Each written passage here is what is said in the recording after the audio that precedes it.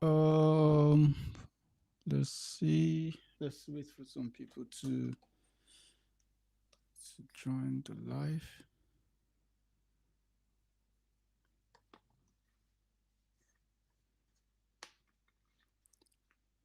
How you guys doing? I hope you can hear me.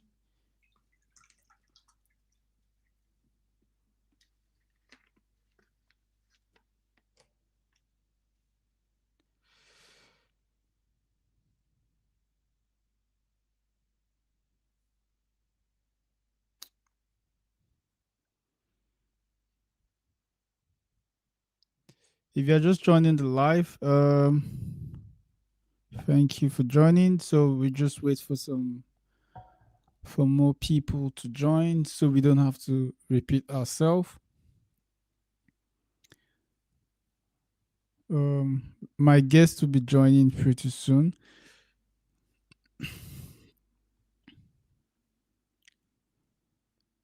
So today we'll be talking about like so many things about Germany and Europe. You'll be asking your questions. We'll be delving like right into different things, just like we did last week.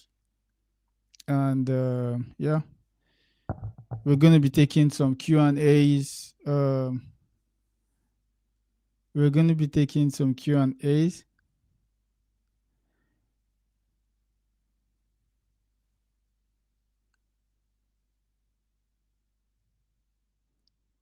We're gonna be taking some Q and A's, and then how do you say it? Responding to your questions. Um, Talking about some important topics in Germany and in Europe. I'm also going to be talking about scholarship in Germany and scholarship in Europe, because last week when we had like the live stream, we had people asking about scholarship that are presently open or scholarship I could recommend, and I also shared like some opportunities on my Telegram channel. So if you're not part of that Telegram channel, I'm going to be leaving the link shortly in the comments so you can join and get informed whenever I post things there, like opportunities, not just in Germany, but in different parts of Europe. So yeah, I'm going to be bringing my guest shortly. And if you're just joining, my name is Eval Sam Eta. Um I'm from Nigeria. I currently live in Germany. And I'm almost rounding up my master's program in entrepreneurship, and I basically post videos on studying Germany, opportunities in Germany, opportunities in Europe, travel content, vlogs, all of that kind of stuff here. And I also post like reels on Instagram. You might want to follow me on Instagram at Samisticks. So you could stay up to date with whatever I'm doing, because whenever I'm doing something, I always post like a reel on Instagram so you can be updated. If I'm traveling or in some other countries, you can easily find out from my Instagram. So I'm just going to bring up my guest shortly. Um, I don't know if you can hear me clearly. I just want to be sure. If you can hear me clearly, just say I can hear you in the comment section so we could proceed. Last week we had the live stream on the Sunday, I think, and today we have it on. We're having the live stream on Friday. Yeah. So I'm just gonna bring him up. Um. Okay, I can hear. You can hear me. Nice. Um. Okay. Nice. Awesome. Awesome. Thanks for joining the live stream. If you are just joining, welcome. So today we'll be talking about a lot of things, and I have a guest, like I told you guys last week. Um, I know you're wondering, like, yeah, who's this guest? If you're from the WhatsApp group, this is the pioneer of the WhatsApp group. He created the WhatsApp group, and that WhatsApp group have really been helpful to a lot of people. Um, especially those coming to Germany. So today I decided to bring him because he's a wealth full of knowledge. Like his brain is filled with so much knowledge. about everything I do on this channel, and it's really a great opportunity to have him here. Um, Thank you for creating to bring us together. No problems.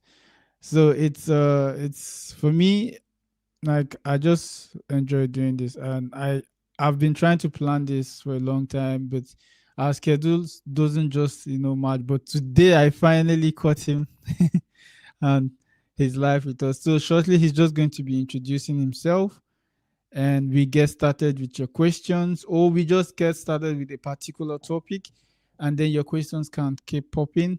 And this live stream should run for at least an hour or less than an hour, depending on how it goes. So without further ado, I'm just going to bring up my guest, and he takes it up from there. Oh, oh man, I mistakenly removed you. Sorry. That's fine. Can you hear me though? Yeah, I can hear you. Ah, great, great. Can you all hear him? Please, if you can hear him, just put it in the comment section. We hear you clearly. Can you hear the guest clearly? And I'm almost on. We hear you.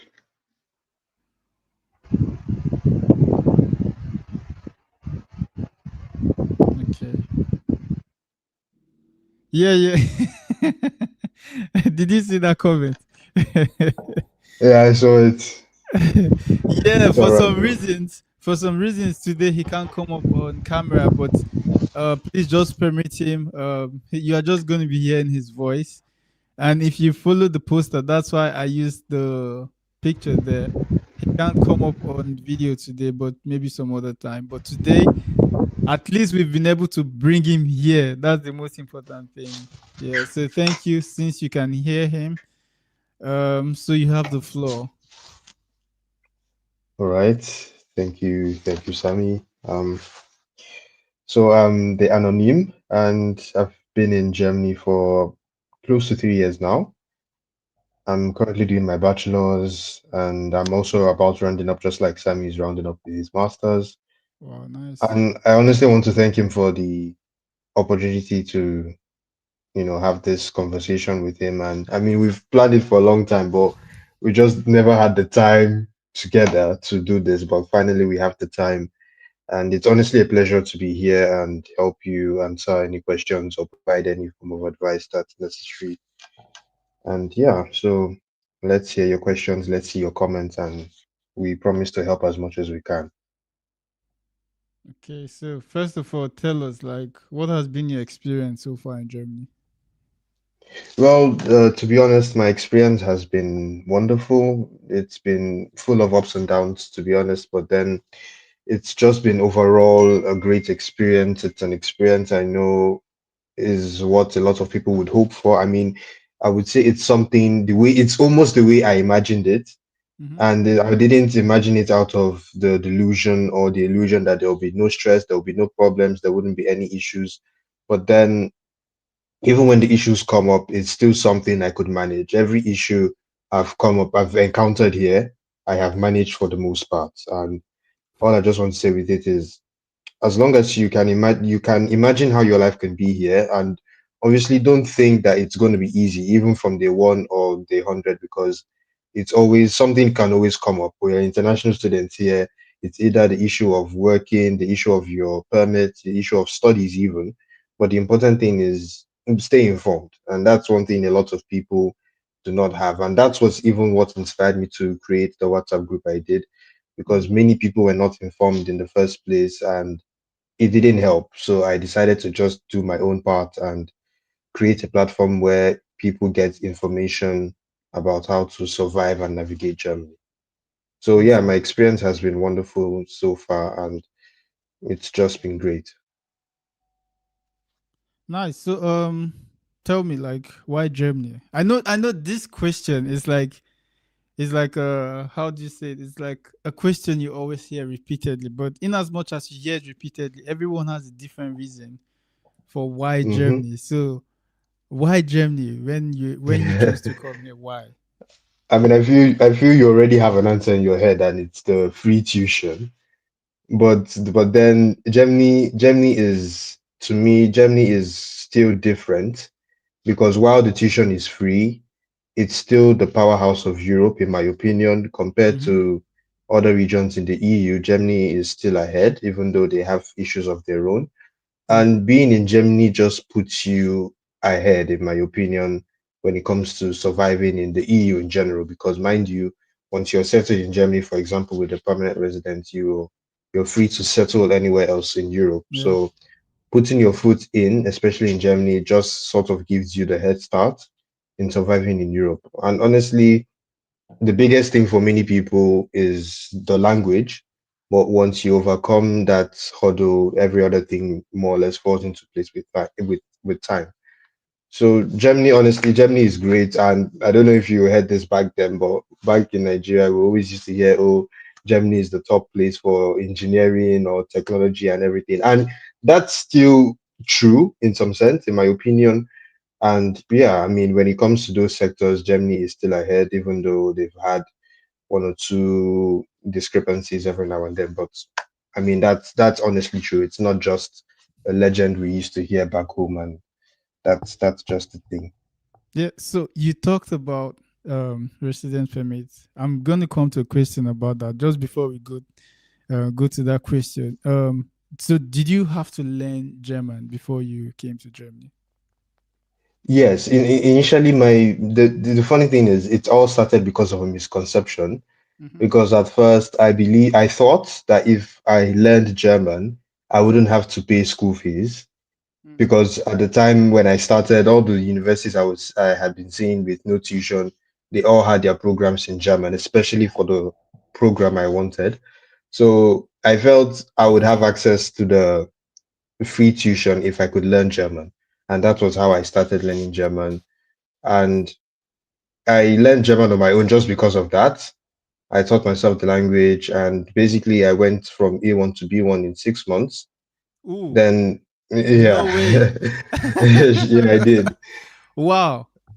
Yeah, I went from A1 to B1 in 6 months, and I wrote the B1 exam to apply for my program.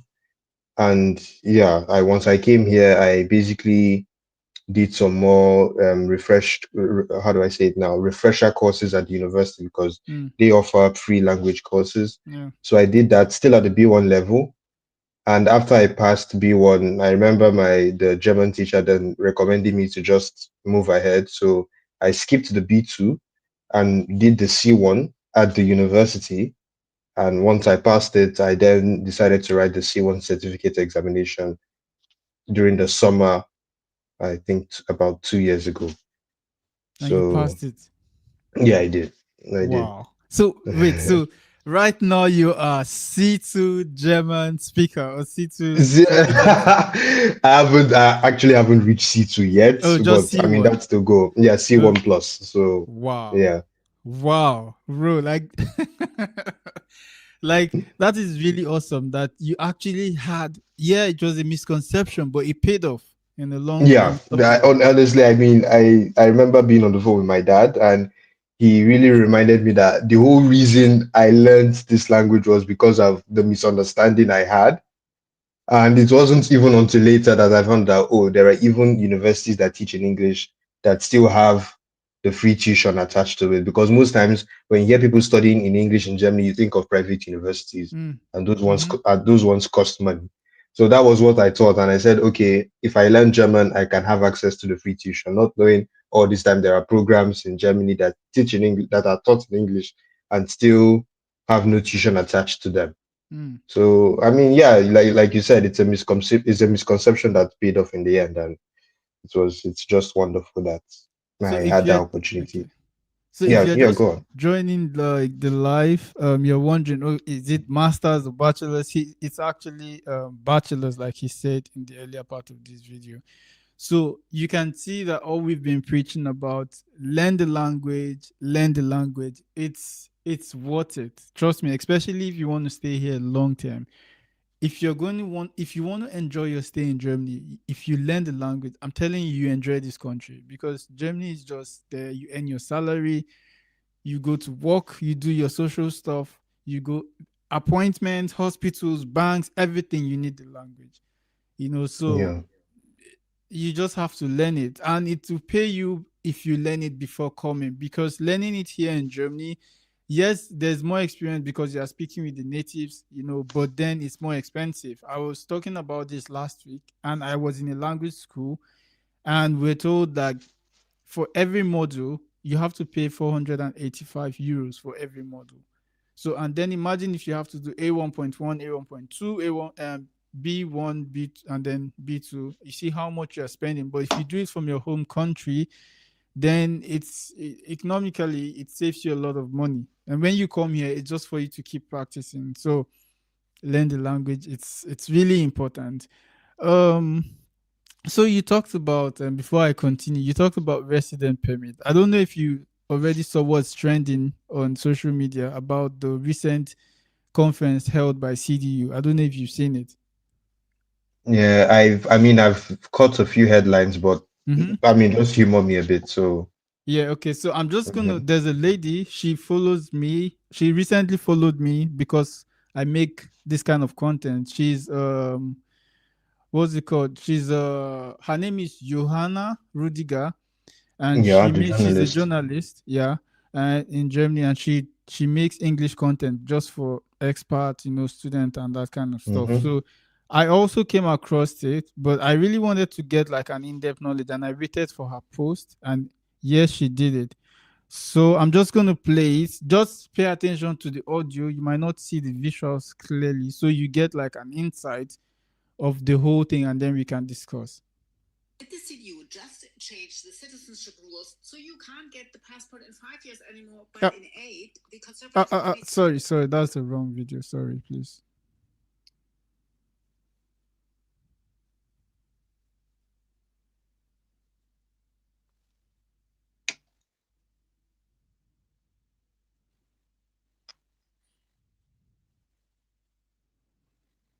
Oh man. Okay, so I don't waste our time. So basically, what is happening is that the CDU in their recent conference they had talked about uh not increasing or going back to the citizenship, of Hmm. 8 years. Right now it's five. It used to be 3 years. That's like fast track The fast integration, and track, then yes. 5 years. But now, as we speak, uh, the fast track is no longer there. It's been Yeah, it's abolished. I been think scrapped, it's yes. been scrapped. Yeah, and then we have just the 5 years. So but now at the conference of the CDE, they talked about having going back to the 8 years, and it's been raising eyebrows. Though it's we know how it is when it comes to passing of laws in Germany. It takes a lot of time, and if SPD doesn't agree to it, which they were the ones who brought about the 8 years, if they don't agree to it, then it's not happening. So, but in the long run, for me, I feel like this is demarketing the country, because one of the reasons why most people come to Germany, in fact, expat, is that they're looking at the future, like long term. Right? If Hmm. I come to this country and give my all, what do I stand to gain? Do I want to stay here permanently? And if I have to stay here permanently, then does the law favors me, or like the policies in place favors me? Because again, we always say, yeah, governments come and go, policies change, but we're talking about now the present. Because even if you're talking of a new government, it might take like 2 3 years, before that happens. But what's your take? Do you think this might affect people coming to Germany, like people who want to come to Germany, or like students who want to come to Germany to study, and then they come across this news? Do you think it's something that demarkets the country as a whole? Yeah, well, obviously, for many people, the idea is to come in and integrate and obviously have that kind of access, Mm. in the country. But then, if we're being very honest, over the past 2 3 years, even there's been there's been this, how do I say, there's been this wave of pushback to the foreigners. Honestly, I don't want to get into anything very political, but Yeah, yeah, like I yeah. I said, know, I know. over the past 2 3 years, the pushback has been there, and many people are more or less being discouraged about coming to Germany because of, oh, the bureaucracy is impossible, or Mm. the fact that the integration isn't even as accessible. And all I can say is, it's honestly, these things happen. I mean, it's not only in Germany, it's everywhere now, It's even in the everywhere. Netherlands, in Yeah. Austria, in Switzerland, in France, in the UK, in the US, in Canada. This is the thing now. Many countries are pushing back on immigration because of the Urgent overcrowding and police. all that. Yeah. So I know that's where it's coming from. But as you Mm. mentioned, it's Germany. They take time before they put in all these, they enact all these laws, because Yeah. obviously not everyone is going to agree with this. True. So all I can say is, just when for those of you who are planning to come to Germany, don't think too ahead, because obviously you're going to get worried. All I Mm. can say is just have your eye on the ball and keep going. Keep going. And honestly, the earlier you come in, the better, and it just it's just easier that way. Because I know some people who came in, and they were able to get into who came in when they did, and they were able to get into the 3 year. They were able to use the 3 year turbo Einbürgerung, in other words, the Yeah. 3 year citizenship, and apparently it worked for them. But then after they scrapped it, a lot of people still had to go back to the 5 years, and Mm. now they are talking about the 8 years. So all I can say is, don't feel too discouraged. These are Mm. just things that come up every now and then. Honestly, it's not even Exactly. today they brought about this 8 year, bringing back the 8 years. It's not today. Yeah. So True. this is just one of the things. And mind you, elections are. I don't know if elections are about to take place in Hessen, but here Yeah. in It Bayern, is they're end about to in have they're March. about to have Yeah. gubernatorial elections, elections for the mayorship and all that. So these are the kind of stories you're going to hear. Oh, Yeah. this is what we're putting forward and everything. But trust me, it's easier said than done. Then true. It's So easier said that's than done. yeah, Truly. Truly. yeah. So that's just my opinion on all of this. So please, if you plan on coming to Germany or to Europe, any European country, don't always have these things at the back of your mind. Stay focused and keep your applications going and come here, do what you want to do. And you alone know your plan. You alone know how you want to actualize your plan. But stay Exactly. focused and don't stay out of the track. Yeah. Can I So say one thing? yeah, sure. Another thing I would like to add is, try not to read too much into news. I don't know if I know I'm not the only one, but one thing I've noticed today is news is very negative. There is nothing positive about news these days. In fact, there's this saying my dad told me, said if it's good news doesn't sell. And that's True. the truth. True. News these days is just meant to put fear and anxiety into people. So That's very I'm not true. saying you shouldn't know what goes on in your environment, you shouldn't be aware of what happens, but don't consume news like you're meant to consume water. Because while you're meant to drink a lot of water, you're not meant to take in a lot of news, because then you get worried, you're anxious, and before you know it, you're stagnant. So please limit your consumption of news, your consumption of social media. You can be aware of all the things going on without internalizing the news itself. And Yeah, as I said, that's very true. these things, especially when it comes to laws and everything, it's easier said than done. That's So very true. don't think that, oh, they've said it is going to happen today, they will enact it that same day or even the next day. No. These things usually involve back and forth talks, and all I can say is just be patient and keep your eye on the ball, like I said earlier. Okay, nice. Keep your eyes on the goal. So I don't know. There's while you're talking, some other persons join. Blessing. I know this Blessing. I think she's from the group. And let me just use my platform to sell your business. So Blessing lives in Magdeburg, if I'm not mistaken, and she's into catering. So if you're planning it's summer is already by the corner. If you're planning sit out picnics and all of the stuff, you can patronize her. Blessing, thank you for joining. And Ade Adekunle, thank you for joining.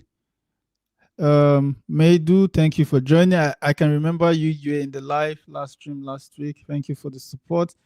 And we already have a question. So I'm just gonna throw this question to you.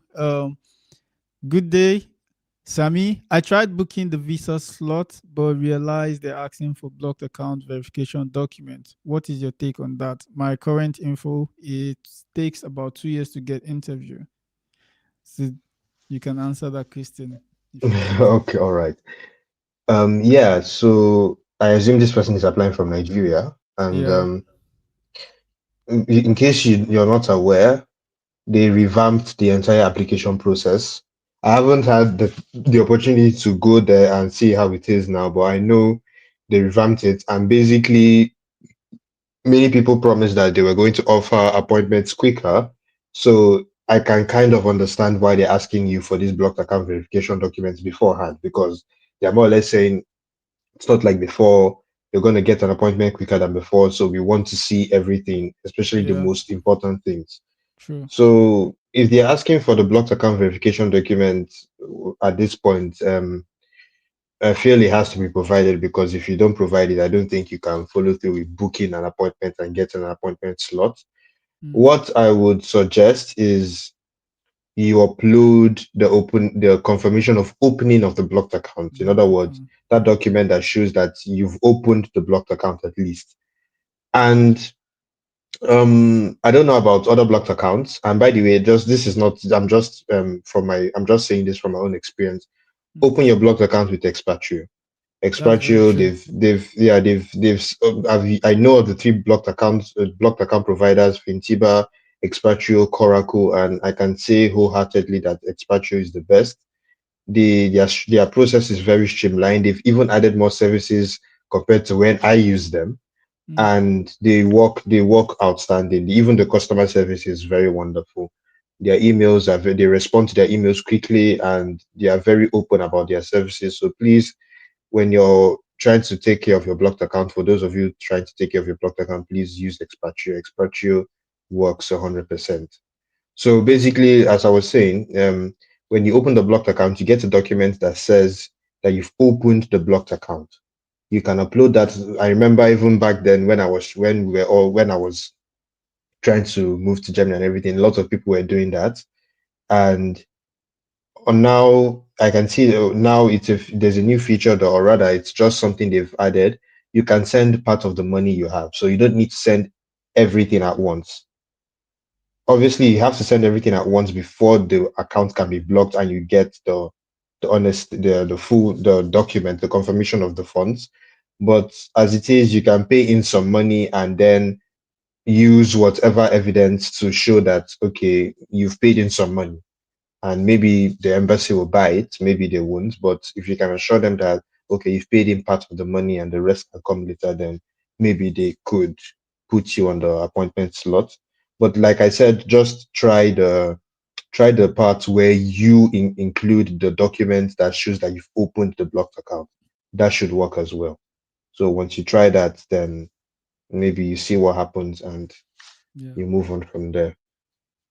Yeah. Before I just add to what you just said, expatriate, if you're watching this video, give me that contract.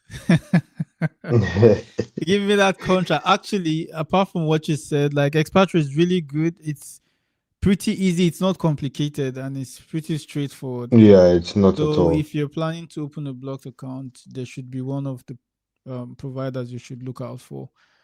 So like my guest rightly said, when you open a blocked account, usually there's a confirmation sent to your email. It also comes in PDF, so you can download it and upload it in place of the verification you're talking about. And afterwards, when you block the account, maybe later on, then you can also upload it if there's like a field for it, or you can take it when obviously you can take it when you're going for your interview. So he said, okay, that is helpful. You mean I don't necessarily need to fund the account for now? Exactly. So if you have the money right now, you can fund it. But if you don't have the money immediately, like right now, then you can open the blocks account, and then when you get the verification from any of the providers, especially if you're using them, there's a PDF that comes in the email. You upload it in for this verification, and that should help. And then much later, I would advise you much later try to block your account immediately, not like immediately, but like later on when you're ready. But don't wait till it's like your interview period, because it might be a hassle for you. And for those who are watching who don't have admission, try to from Nigeria, try to make your calculations well, so you don't get your appointment date and you don't have an admission to go for your interview. Because one of the reasons why you see them changing rules every day is because of this. People are asking for like rescheduling and all of those kind of stuff, and that's going to make them make new rules that you need to prove something if you're actually ready for the interview. So please do the needful. There's a on a scale of 10, I will rate Expatrio on 9 for their services with me so far. Nice. So you Hmm. see, we are not capping. No We are cap, not no capping. cap indeed. Yeah, we are not capping here. Someone just confirmed what my guest said. So moving ahead, tell us, like, how was your first week in Germany when you came?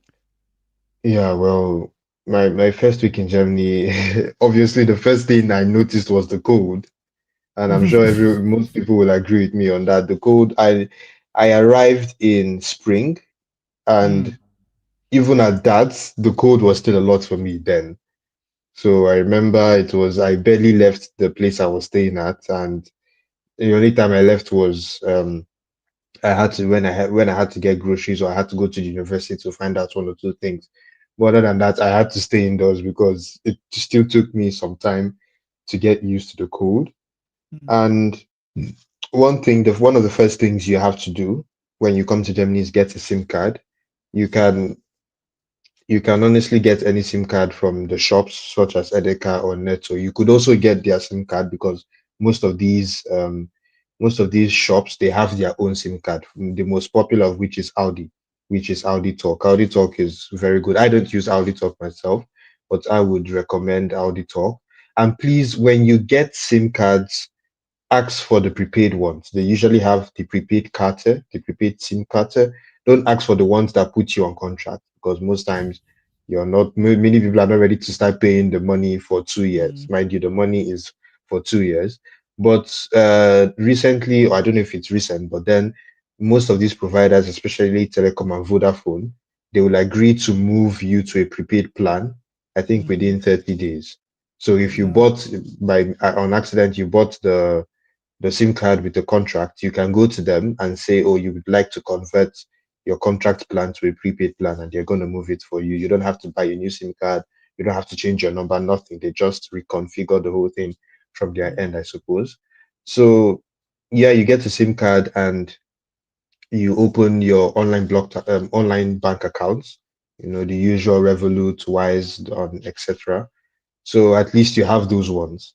And yeah, I mean, for many people, the next thing to do is obviously get a place and you have to find your accommodation. And obviously, needless to say, when you're looking for accommodation, it's obviously necessary to look for it before you get here. Because by the time you get here, I'm sure you'd be tired and you just trust me, it's better you start from Nigeria to take care of those kind of things. I know many people that were able to get a place from Nigeria, and once they came, they just moved in and everything. So it's fine.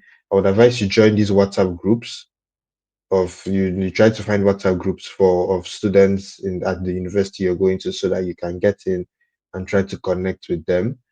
And also the usual websites, maybe Sammy, you can type this in the chat.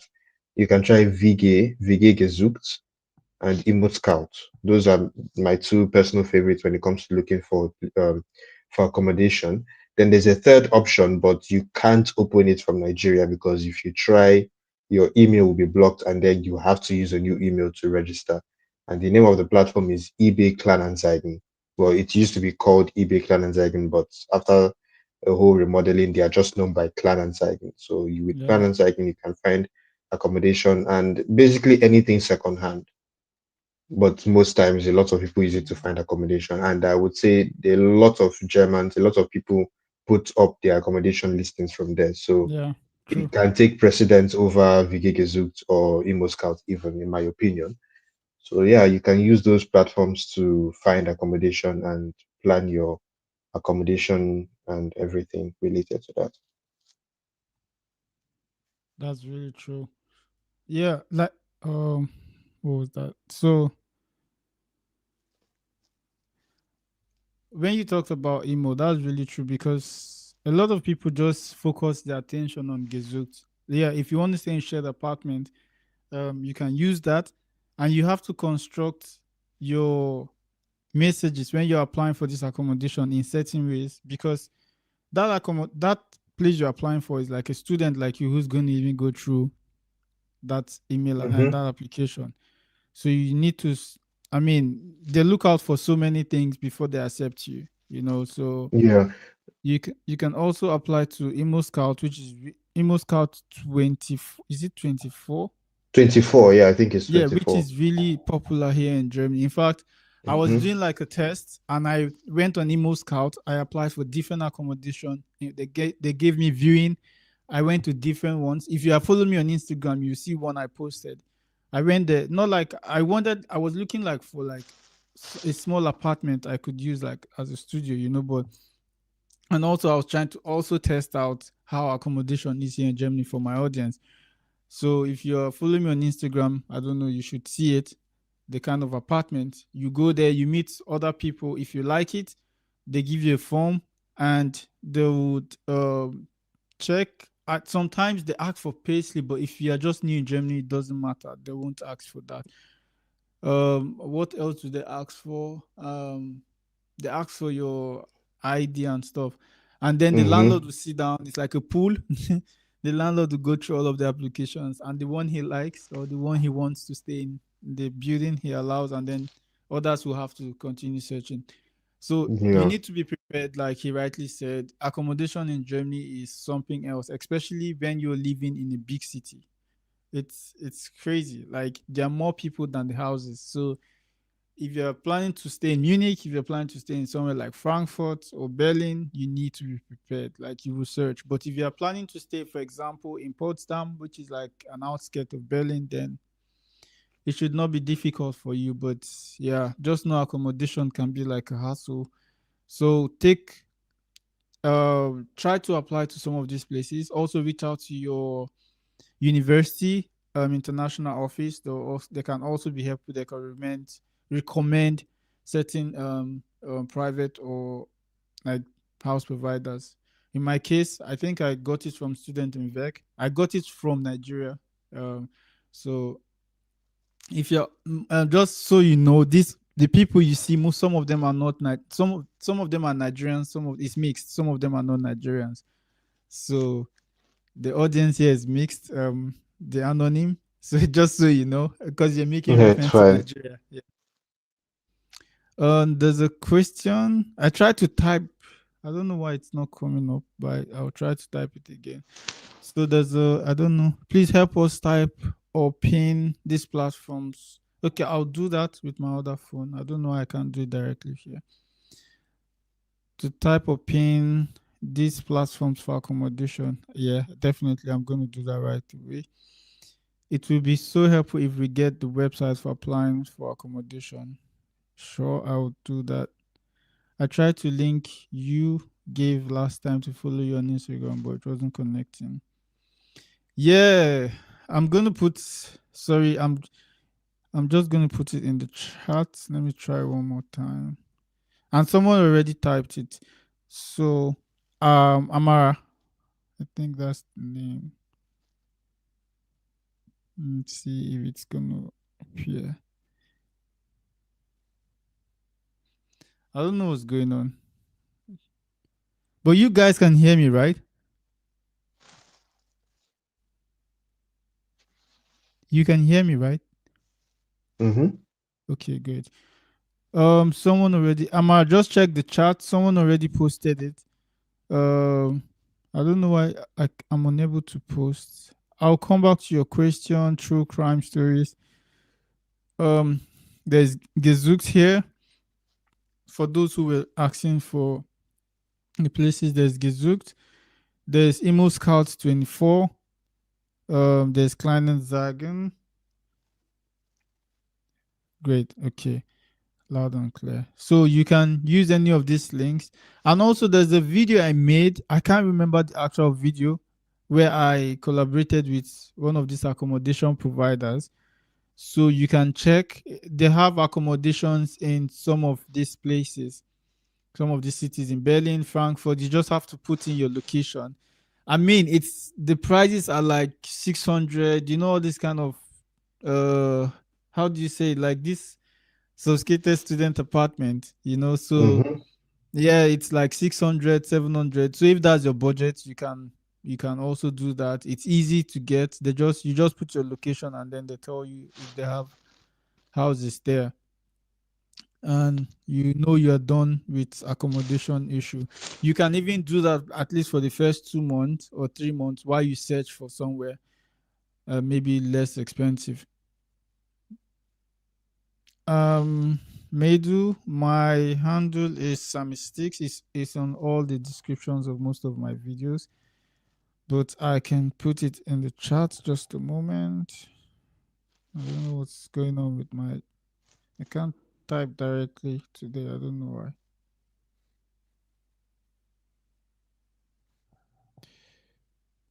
Mm,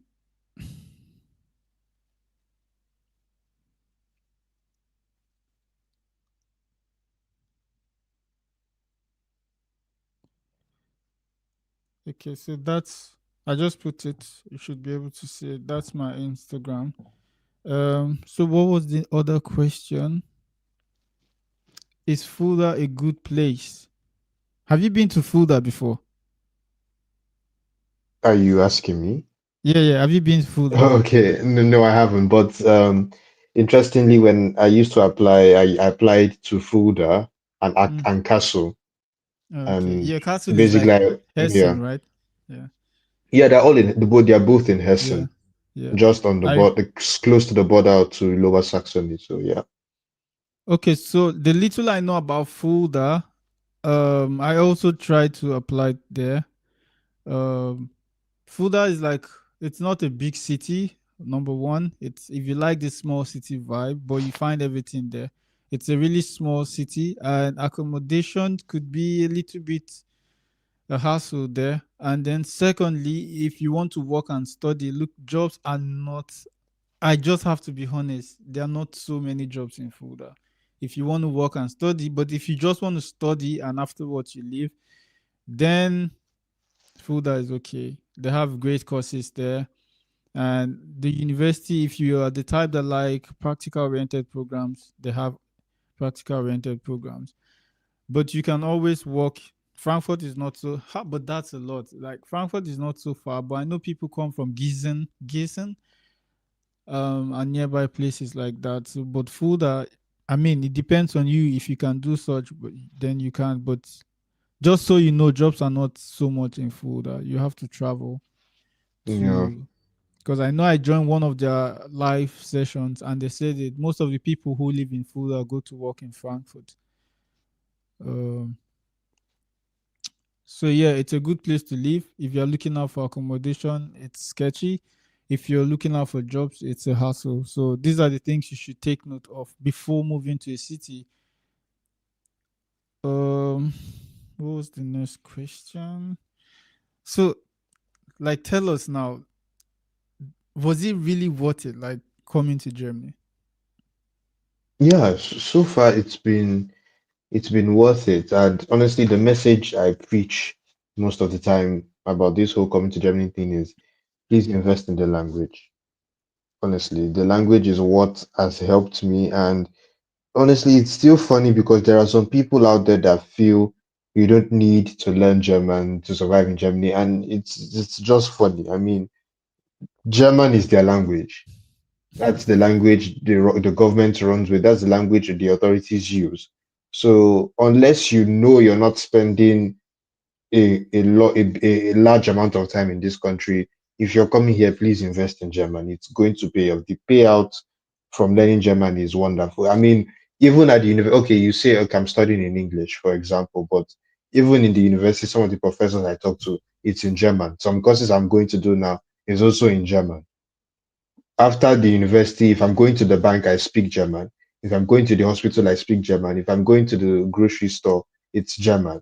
If I go to the residence office or any other authority for any other concern, it's in German. So that's the language the country uses. So please, if you know if you want that soft life, it starts with learning German. I'm serious. The soft life you're looking for in Germany starts with you knowing the language. Yeah, that's Take it true. from me, because Because mhm, you can mix with the locals. It's so easy. Like once you start a conversation with some of the locals in German, that's it. mhm, But when you don't, it's like you're not appreciating their culture. You're not like, I don't know how else to say it, but learning the language opens a lot of it opens the doors to a lot of opportunities. it does. Yeah. So there's a question here. Good evening, Sasami. Please, is it advisable to use a placeholder in some of the documents like blocked account and admission pending when you have them so as to join the visa application queue? I know this person is definitely applying from Nigeria. So, in this case, just like the our guest said, and I also recommend you do that. If you're using a blocked account, usually you get what's it called? A blocked account opening confirmation. It comes in form of a PDF. Let's say you're using Expatrio. So you pick the document, download it, and upload it as in to put where the blocked account is, maybe in case of verification and stuff. And then when you block your account, you can still upload it much later. You can still upload it much later. For that of admission, it's a little bit, if you can use something, I don't know, like you can put, I don't know which document you can use there. You can use maybe your, how do you call it, the letter of language instruction. You can use it there, and when you get the admission, you can always delete and then edit it. But the thing is, you must make sure you get the admission before your admission comes, because when you don't get the admission and then you have your interview, it's a problem, you know. So these are the reasons. I know you're trying to get into the queue, so you start counting your time or the month before your appointment comes. So that's what I'm just gonna advise you to do. I don't know if you also have something to add to that. Yeah, I support what you're saying. And another thing people need to know about this whole admission kini is when you apply beforehand, please know or have a list of universities to apply to, as well as the application times. Because most times you need to go through uni assist. And my experience with uni assist is the earlier you apply with them, the earlier you're going to get feedback. It's tested and trusted. True. So usually they have the peak periods, which starts from say December to January for the summer semester, and then May or even April till August for the winter. So if you applied before then, I remember my first time applying to the university I'm currently studying at. I remember I wanted to apply for the upcoming winter semester. So instead of waiting till April or March, I applied for their VPD. VPD is in German, it's Vorprüfungsdokumentation, and that translates to preliminary check. And that's a document that shows that based on the document you sent to Uni Assist, they would convert your grade to the German grading system. And then with that German grading system, you will now use that to apply to universities. So universities will rank and assess your application rather based on that documentation, that document from Uni Assist. So as I was saying, that document was needed in my case. And instead of waiting till March and April where when I know they would take more time to respond, I applied in January and I got my feedback in 2 weeks. I got I mean, they asked for, yeah, I remember I also needed a scratch card from the for my WIEC result. So please include that because they would like to verify your WIEC result Result. themselves. So I remember they asked for that. So they paused my application for 2 days. And on the third day or the fourth day, actually, once I submitted that scratch card, I got the VPD that same day in the afternoon. So the earlier you apply for these things well out of the peak periods, the better. Because I mean, once the peak period starts, a lot of people, even not even from Nigeria, but from the entire world, start applying. And before you know it, you're meant to have applied and gotten your admission, but yet you're still waiting for that one document. And mind Mm. you, most universities wouldn't they can't proceed without that document.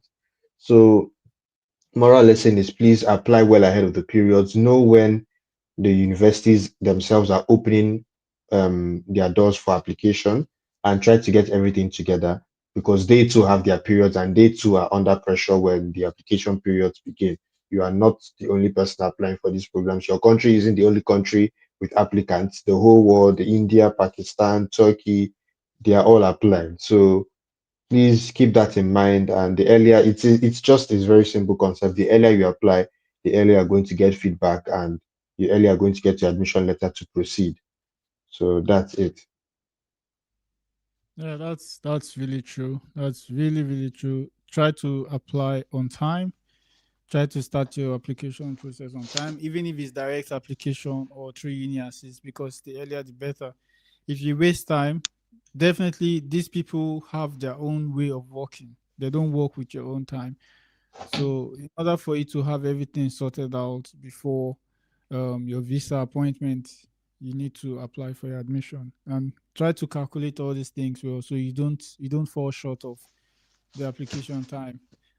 Before I go to the next question, I just want to say something like a little information. If you are yet to subscribe to my channel, there's something coming. Do well to subscribe to my channel. Turn on the post notification if you've not done so. Also, share every video you be seeing. I'm planning a project. So there are two projects. Number one, I talked about it last week. Number one is I'm trying to not just Germany, I'm trying to go to different European countries, and I don't want to just sit behind the camera and make 10 minutes video and say, okay, these are the opportunities in these countries. I'm actually going to those countries and showing you how it is, like the locals. I'm going to be interacting with the locals. They're going to be telling you firsthand, are there opportunities here? Are you welcome? Are foreigners welcome in our country? And you want to subscribe so that you can get notified. And if you think, oh, maybe I can also go and live in Sweden, I can also go and live in Finland, I could also go and live in the Netherlands, then from my videos you could make those decisions, so firsthand. And also secondly, if you are schooling in any German university, I'll be paying a visit. I already have a couple of people who sent me, I think, messages to visit their universities. So I'll be visiting some universities. It's a lot of universities. I don't think I can cover all, but where some of my subscribers are, I'll be going there, talking to them, and so that you who is yet to come to Germany can get information from the people who are already on ground. So the only thing you can support me with is subscribe to my channel, watch my videos, because the more you watch, the more YouTube recommends my videos, and then the more I can travel to all of these places. So, and also not subscribe, follow me on Instagram. I also drop like reels updates on my Instagram, and yeah. So we go over to the next question. Okay, this one is not a question. Thank you for bringing everyone together to share our thoughts and learn. No problems. I enjoy doing this, so just keep the support coming, yeah. And do you know, the anonym? Do you know that I discovered that my audience are not just spanning from Nigeria. I discovered that my audience are also spanning from Botswana, Zimbabwe, Mhm. Ghana. Last week I had someone from Uganda, and then from the States, and also from some part of Europe in Poland. When I visited Poland, some of them were on my comment section. So Yeah, like that's great. it's surprising. Like whenever I look at my channel, whenever I read these comments and I see people contacting me, it's like wow. Like I'm not there, but people can reach out to me. So it's really good, and that's why I try to bring people who are experienced in this. I don't know it all, so I try to bring people who are experienced in this. And shout out to Ekene, if you're watching this video. You've been really, really, really helpful in also supporting my channel. Each time I invite him, Ekene is always ready to show up. So shout out to you, Ekene, if you're watching this video. The next question here says, "Hello Sam, I want to ask, when is the right time to apply for resident permit after one has entered the country with study visa?" So I'm just gonna throw that question again to you. um I know in this kind of question, so Rona Osai, I don't know, I think this is a Ghanaian name. It depends on the city. I'm going to allow my guest answer this question, but just so you know, he might be answering this question based on the city he lives. But there's like always something that adds up to every city or state in Germany. So over to you. Okay. All right. First of all, yeah, well, you like you said, it depends on the city, but I feel it depends more on the person applying for the permit at this point, because a lot of cities, I mean, the only deciding thing about the city nowadays is how fast they will process such an inquiry. Because some cities now it takes a long time, some other cities it doesn't take a long time, but then the requirements are not very accessible for the students and everything.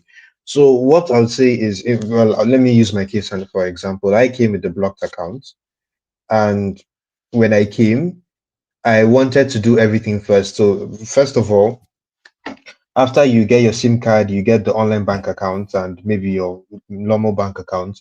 When you move into your place, you are supposed to get a document called Wohnbestätigung, or the confirmation of residence. When you get that from your landlord, or yeah, the landlord even, or the student's office in the case of those renting from the student apartment, the student living in your city, you take that document and go to your the Oslam, well, the rat house actually. You go to the rat house and get the Anmeldung. The Anmeldung is confirmation. In other words, confirmation of where you live and the city you're living in, or is something of the sort. Once you have that document, every other thing in Germany for official purposes is that document is needed. For example, if you want to get your tax number, maybe we can have another discussion on this. I'm not sure if we have time to cover this. When you're getting your tax number, you will need that document. When you're going to the city works, for those of you who have your own place and you want to set up water, electricity, and even your internet, you would need to take that document to the Stadtwerke in your city or the city works. And of course, when you are about to apply for your residence permit, you will need that. So in my case, after I moved into my own apartment and I got the Wohnbestätigung, I went to get the Anmeldung done. And immediately after, I used my blocked account as it was still untouched to apply for my permits, because I didn't want a situation where I waited for my visa, which was valid for 6 months, by the way, and I had used the blocked account halfway, and then they would give me my residence permit based on how much of the blocked account was remaining. So once I moved into my place and I was sure I had the annual dunk and everything was ready, I went with my complete 12-month blocked account and I got my permit for 1 year. Now, the permit, now they've, based on the law that was issued, I think it was early 2025 or early 2024, the minimum duration of the residence permit for the first time every international student is to get is 2 years. Now I Wow. cannot, yeah, it's 2 years. Well, in my city, it's 2 years now. Okay. And uh what basically I feel you need to have twice the amount for the blocked account for that. I'm not entirely sure for the first time, but if you're coming subsequently to renew your permit, they would ask for twice the amount in a blocked account if you want the 2 years. Otherwise, if you can do 12 months, you're going to get 12 months. And just so you know, you don't need a complete blocked account nowadays. You just need to have a job contract. So most times when you have, say, a 6 month job contract, because most jobs give you a contract for the first 6 months, and you can put maybe 6 months worth of funds in a blocked account, you're going to get your 1 year permit.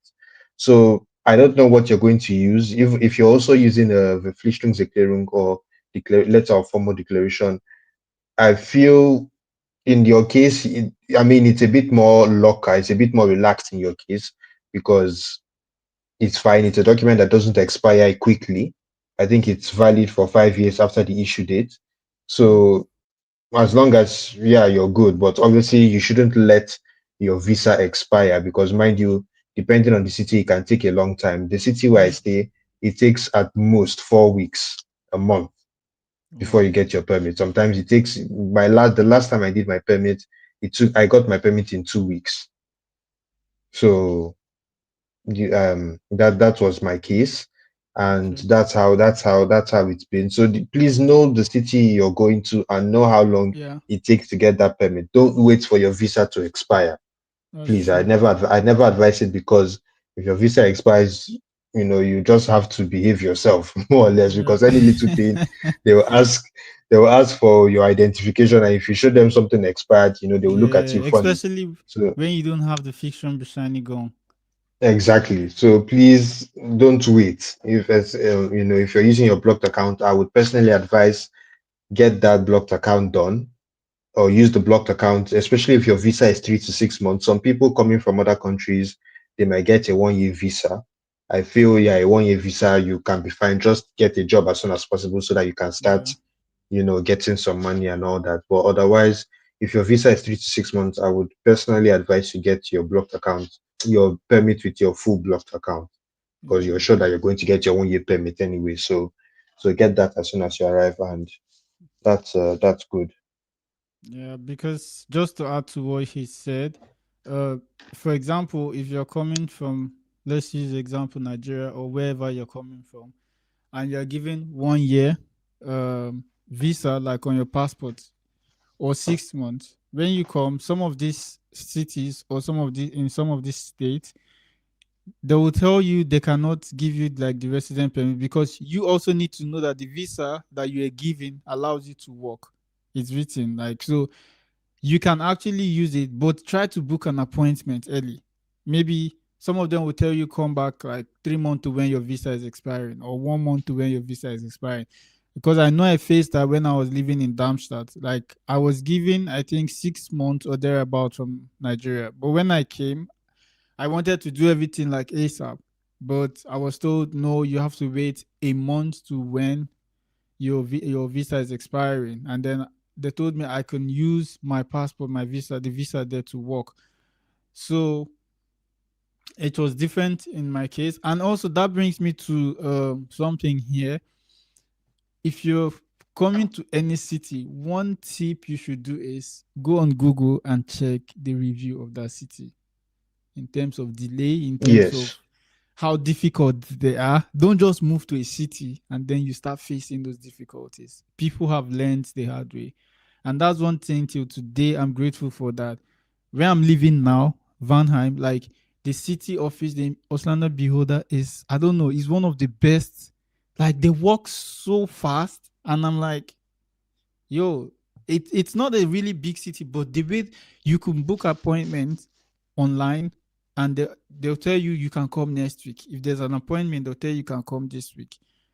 So try to go on Google, check reviews before you start doing anything. Check the reviews because those reviews are from real people that have encountered some of these people here. So don't just move to a city you don't know and start suffering later on. So I think Exactly. we've really done justice to this question. So when you come, you should also do it as your own responsibility to go on the immigration website of your city and read like the procedures because they have laid down procedures there when you come to the city what you should do. So Osai, I think that should answer your questions. So hi hey Sammy, what city in terms of moderate cost of living would you recommend for jobs, public school, and where the locals are friends? Hmm. I do not have IELTS or TOEFL. I'm also looking for schools where not mandatory. Okay, so this person, your questions are so many. Number one, in terms of city, you will be the best judge. You'll be the one to take this decision. There's Berlin, there's Frankfurt, there's Munich. So you know your pocket. You know where you can afford. If you want to, if you are the type that have like a large pocket, then you can live in big cities because in bigger cities, bigger city comes bigger wahala, like bigger money you have to spend and everything. But Exactly. when you live in a smaller city, it's you know how economies work. So if you live in a smaller city, you don't have to spend too much. Just that in bigger cities, you have almost everything. In some smaller cities, you don't have Straßenbahn, just bus, to move you around. But in bigger cities, they have all these things. But you can always move around in any part of Germany you are. And in terms of jobs, if you are living in a small city, uh, it's difficult, but you can always travel to like the next bigger city close to your city. That's how it works in Germany. Sometimes people travel 1 hour or 40 minutes to go and work and come back. You will not always have jobs where you reside. So you need to know that also. And in terms of public school, I don't know, this question is really strange because public school in Germany is tuition free. You only have few institutions that pay tuition now, of which is like 1,500 to 2,000, like Heidelberg University, I think in Mannheim, and also in Bavaria, one of the universities in Munich. Not all the courses though, but most of the public institutions in Germany is tuition free. You only have to pay a semester fee of maybe about 150 or 200 or 300 or 400, depending on the university you're applying to. And in terms of the local, people are different.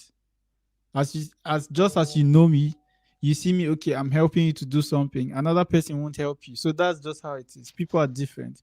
But in Germany, you always find. I gave an instance, the anonym last week, and I don't know whether you agree with me on this. So I gave an instance that in Germany, I compared Germany and America. So I say Americans are like, the fruit called peach, right? So Mm-hmm. it's soft on the outside, but when you penetrate inside, it's hard. And then Yeah. Germans are like coconut. They're hard on the outside, but Exactly. yeah, difficult to penetrate. But when you get in, it's sweeter. Yeah. So Yeah. that's just how Right. you should see it. People are different here, but you generally find people who are like conservative. Some are like they don't want to mingle with others. There are some who are extremely friendly. So it just depends on the people you meet. I mean, for the best of my knowledge, I've traveled to certain places in Germany, and I can say, okay, yes, some people are like, "Ugh," and some people are like, like, so it just depends on your kind of person also. I don't know if you have anything to add to it, Anonym. Yeah. First of all, just off the top of my head, I would maybe you can have a look at FH Munster. Munster is in North Rhine-Westphalia, and in my opinion, that is the friendliest federal state in Germany because a lot of internationals are there, a lot of black people are there, so Mm. that one no be issue for you, if I can say that. So you can go there, check FH Munster, also check Zuwest, FH, no, Fachhochschule Südwestfalen, yes, it's in Zuwest, and the University of Hamm-Lippstadt. That those places are good. As for moderate cost of living, whoever you are, if I'm being very honest, that moderate cost of living is not looking moderate anymore. Everywhere, the Anymore. the inflation is everywhere It's nowadays. So everywhere. please, just try to think. How do I say it? No, I'm not saying there aren't places that are cheaper than others. There are obviously, but when you say moderate cost of living, I'm sure there's a certain price range you have in mind, and I would like to say that price range has moved. So back then, say 3 years ago, when I came in my city, for example, or the city I'm living in, you could see a place for 300 to 400 euros. Some places even lower, even less. But now the minimum rent you're going to see, the minimum price for rent is at least 350 to 500. And mind you, this is even for that if you're living alone. If you're sharing, maybe you can see even 300 or even lower, low key. But now the moderate cost of living is not looking so moderate, in my opinion. And as Sammy said, as for jobs, the bigger the city, the better the opportunity, especially regarding your German level. Yeah, And that's that's why true. that's another reason NRV is still very good because honestly, regardless of German level, there's still something for everyone. It's honestly I've not been there yet, but it's a very open state. A lot of foreigners are there. The place is bubbling all the time. So if you're that kind of person that likes you like action, you like outside energy, NRV is the place to be. Yeah. Go Hessen to too is Berlin. very Hessen too is very good. I'm sure Sammy can do more justice there because he's been there. Hessen is Yeah. good. Berlin is fine as well, but please, the living situation in Berlin is not to be talked about. So, my honest opinion, avoid unless you have family in Berlin. Oh Don't my go to goodness. Berlin. Berlin is impossible. It's so tense living there. A lot of people, okay, Sammy mentioned Potsdam at the beginning. A lot of people now who have their business in Berlin are living in Potsdam. So now Potsdam is almost the new Berlin See? because a lot of people in Berlin, you hear, oh, they're going to school in Potsdam. A lot of people Yeah. too are living in Brandenburg. You say, oh, they are attending university in Berlin. It's that crazy because Berlin, a lot of people there don't have places, and It's just those who have the luxury of, oh, I have a family member there, you can Yeah. stay there. Even though some people who have family in Berlin, but they are schooling elsewhere entirely. Hmm. So honestly, that's not even a guarantee. So please, I know Berlin is very good. A lot of things are in Berlin, but in my honest Yeah. opinion, Berlin is International not and all for, that stuff. Yeah. yeah, Berlin is not for the faint-hearted. So Mm-mm. just try to, Mm-mm. look else. Just try to have other options when you're talking about this. Yeah. Um, yeah, Sammy also said the locals. It honestly depends when you are, and though it depends on where you are, I would still mention NRV. NRV is honestly one of the best places for foreigners, and they are locals. A lot of Germans you mix with the internationals. They are always open to internationals. Here in the south, because I'm in southern Germany, it's not like that. In fact, I would say that while there's obviously the cases of the R word, I'm not going to say it on here just so that I won't get just there's traces of that. But then again, I feel these people are just conservative, and they just, in my honest opinion, they appreciate those who appreciate their culture. So if they see that you're actively trying to, just appreciate what they have, what they do here, that's when they open up to you. And for for example, using myself as an example, it's easier for me because I speak German. So it's, Hmm. I can just, talk to people. I talk to the locals, and they are fine interacting with me because I can interact with them. I can speak their language and all that. So that helps. And for public schools, I mean, apart from Baden-Württemberg, where internationals have to pay school fees or tuition fees, everywhere is fine. Bayern used to be like that as well, but they've added, though not tuition fees, they've added service fees. For example, the university I'm studying at, they've added a service fee of 500 euros. So in addition to The your semester semester fee. contribute, yeah, your semester fees, you're getting 500 euros to pay, or you're to pay 500 euros. So that's something to think about. And honestly, there's another thing I want to say. If For most of the universities in North Rhine-Westphalia, for example, the reason why it's higher, because in Bayern, for example, with the university I'm going to, we pay only 87 euros. That's those that came earlier. We pay only 87 euros, and you say, oh yeah, that's cheap. Yeah, that indeed it's cheap, but there is no semester ticket involved. So you Mm. have to use the Deutschland ticket. But all these other places in Lower Saxony, in North Rhine-Westphalia, in Hamburg too, their semester fees are more expensive, but at least you have a city ticket. So with Mm-hmm. that semester contribution, you can travel with the public transport and move around with ease without even having to pay extra for the Deutschland ticket. Because the Deutschland ticket now every year, in fact, Sammy, I'm sure you agree with me, the Deutschland ticket is expensive every year. This Yeah. year, speaking of which, in Bayern, the Deutschland ticket is discounted. So now it's 63 euros, but for students in Bayern, it's 43. Yeah. So Or that's rather, like twenty it's 50. percent, Yeah, right? yeah, hold on, let me confirm the actual price. It's Yeah. 63 Yeah. See, that's so normally. see the information you guys are getting, like free. If you have all these informations at your fingertips, it makes your landing here in Germany seamless. I'm telling you. Because a lot of people Yeah. come to Germany lost. Like they don't know anything. They don't know how to transition through the whole process, like immigration office, tax office, social security, and all of that stuff. But I'm your guy. Like I'm that boy, guy who always, Yeah, make your exactly. landing soft. So, Hmm. you talked about IELTS. Just so you know, I don't know how to pronounce this name, but if you're applying from Nigeria, most of the universities also accept letter of English. That's letter of you say your university writing that you studied in English. So if your English university can give you proficiency that, letter.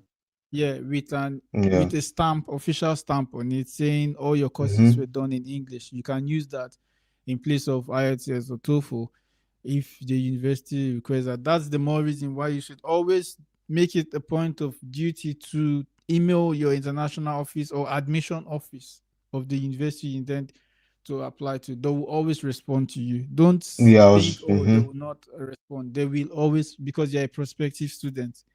So they'll always respond to you. Yeah, I was about to say that as well. Always. take time to just write an email, write a short email asking if you can use your English proficiency letter, because you can't assume. A lot Yeah, of true. universities nowadays, they've even gone back to the usual IELTS, Mm, TOEFL. You know, it's mm. only if they say, okay, we will also accept people who studied in English prior to applying, and you have to ask. But I don't know who you are, and I don't know if you've already applied, but I think you should have a look at the University of Senftenberg. Off the top of my head, again, it's in Brandenburg, yeah, that Brandenburg area. So, what I wanted to say is they offer a placement test. So if you don't have IELTS, you don't have TOEFL, it's fine. I think you can use your letter of English proficiency, but chances are they would make you take in an English placement test. So far, I don't know of any other university that's doing this. That's really nice. If we find out, or if I find out, I can always let Sammy know, or I can mention it should I have the opportunity to do this again. Yeah. But have a look at that university. They offer an English placement test, so you can always apply, and if you get admitted based on or your other documents, then they will shortlist you for the English placement test. So that's also what you have to keep in mind. And yeah, that's it. Yeah. So I'm just gonna call you the vapor because I don't want to call the other one. I'm just gonna call you the vapor. I hope we answered your questions. Thank you for your answer. No problems. Okay, another question. Do German universities accept 3.0/5 CGPA for course in engineering? Over to Wow. you. If I'm being honest, that's a very how do I say it now? It's a very slim. The chances of getting a program in engineering with that GPA is quite slim, especially going by on the premise based on the premise that a lot of universities offer their engineering programs now, as of even recently, their programs are now NC. If you don't know what NC is numerus clausus. In other words, there is a cutoff mark. You know how in Nigeria we have JAMB, Jump. and oh, to get this course, you have to get this cutoff mark for this course or for this program or for this subject field. It is the same thing here. So in all these mint, by the way, MINT is the German for STEM. STEM, the science, technological, engineering, mathematics. The German version is mint. So many mint programs nowadays, though they try to say, oh, we're trying to make these departments accessible to international students. A lot of universities still offer these programs on numerous classes basis. So basically, numerous classes is where the university puts out a cutoff mark for the program, and if you don't meet that cutoff mark, you're not getting admitted, no matter what. Whether you were the first to apply or the last, if your CGPA based on uni assist or so isn't up to par with the cutoff mark, chances are you're not getting admitted. But there are still universities out there that offer these engineering courses or science-based courses without NC. And without NC means as long as you apply, you stand a fairer chance of getting admitted. And that is even where the earlier you apply, the better, because trust me, you can even get admission earlier, your admission letter before others do, depending on when you apply. So not to discourage you, Timothy, but getting a 3.0, having a 3.0 for engineering is not the most ideal. And I can also recommend that you try your hand at University of Applied Sciences, because most proper universities will not agree for a 3.0. So maybe with a Fachhochschule or a Hochschule, or even, well, a technische Hochschule might be a bit more, maybe a bit less lenient, but a Hochschule or Fachhochschule could give you a chance in engineering. And in any case, you could always even go for, say, a business related course, study for 1 or 2 semesters, and then transfer, depending Yeah. on merits, results, and similarities between the programs. And honestly, if I'm being honest, a lot of business courses now are being revamped. For example, I know this university, TH Ingolstadt, Technische Hochschule Ingolstadt, their business program is fairly technical. I had the privilege of the opportunity of speaking to someone from there, and he said their business program is even for a business program, it's quite technical. And even the TH Nuremberg is like that. I heard some people say, oh, the TH Nuremberg, the international business program at TH Nuremberg is even fairly technical. You have a bit of technicality to it. It's not just the Mm, usual, you read a yeah. lot of books, you do that and you pass. No, there is also the technicality to it. And I feel they're doing it to appear more serious because for a while it seemed like business degrees were generic. No matter the university, as long as it's business related, you're getting the same deal. So Yeah. True. maybe in an effort to stand out, they just added more to their content, and hence the reason why these courses or these subjects are more technical, or they seem more technical.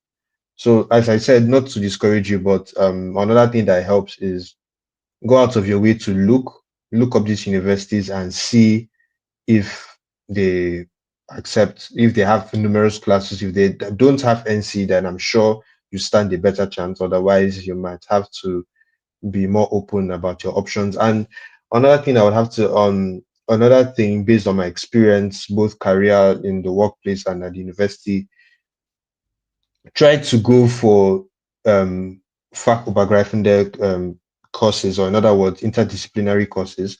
And a very popular example here in Germany is business informatics, or rather courses that combine business and IT. That's They true. love such programs. As someone who's studying that kind of program here, they love such programs because they feel, or they get the impression that you can multitask, or you can switch between the business and the IT, which is honestly one thing that drives them. In fact, in German, it's Wirtschaftsinformatik. That's a very popular program amongst the Germans, either Wirtschaftsinformatik or Wirtschaftsingenieurwesen.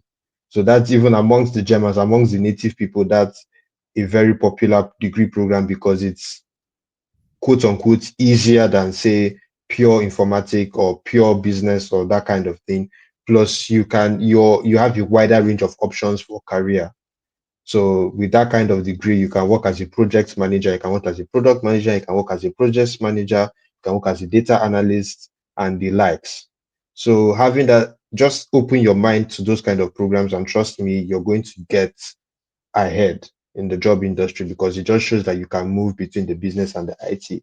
So I don't know, maybe you studied engineering in Nigeria. I don't know if you studied before. Chances you have. If you're doing that, then I would suggest you move for a dual program like that, a program that combines Mm, business and IT, because you can bring your engineering expertise into the business world, and I can assure you that that's something a lot of employers are looking out for.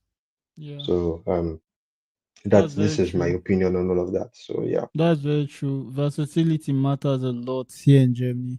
Like I think the last semester I had this guy from business informatics, and he was doing a pure management course as an I think as an elective or so.